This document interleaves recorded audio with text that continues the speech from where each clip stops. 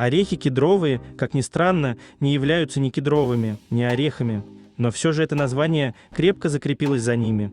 С точки зрения ботаники, это семена шишек сибирской кедровой сосны, которую еще именуют сибирским кедром. Назвать это дерево так решил Петр I за ее схожесть с ливанским кедром, древесину которого использовали в кораблестроении. Закупать пиломатериалы из настоящего кедра было очень дорого, поэтому царь решил поискать аналогичные деревья в Сибири и нашел их в виде сибирского кедра – кедровой сосны.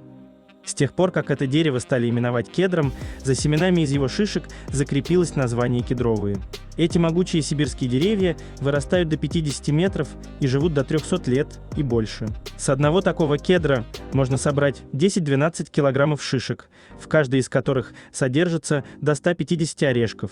Одна шишка созревает примерно 15 месяцев. Первый этап начинается с шелушения шишек и выбивания ореха с последующей сушкой, отделение мусора, разделение на фракции.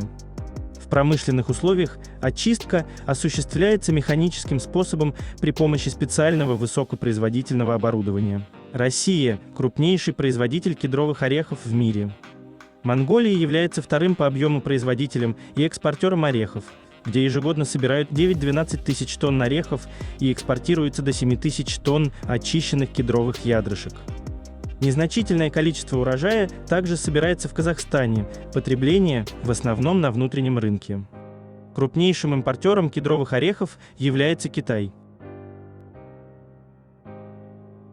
Далее происходит очистка ядра от примесей и целых орехов, снятие пленки, мойка, сушка, окончательная очистка, сортирование по цвету, очистка ядра перед упаковкой.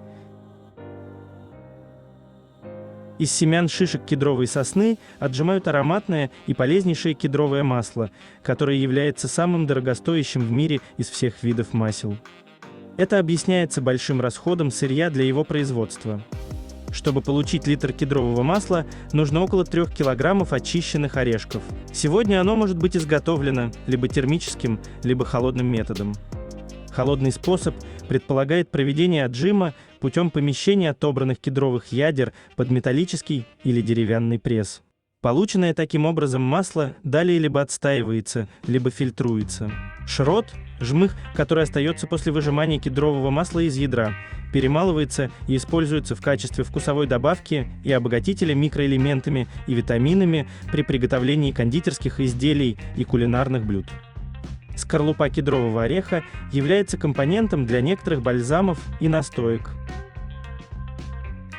В 100 граммах ядер кедровых семян содержится такое количество дефицитных микроэлементов, которое способно обеспечить суточную потребность человека в марганце, меди, цинке и кобальте.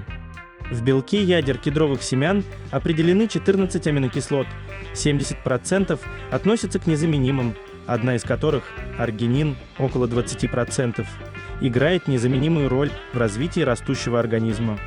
Кедровый орех содержит практически все незаменимые аминокислоты, полиненасыщенные жирные кислоты, витамины.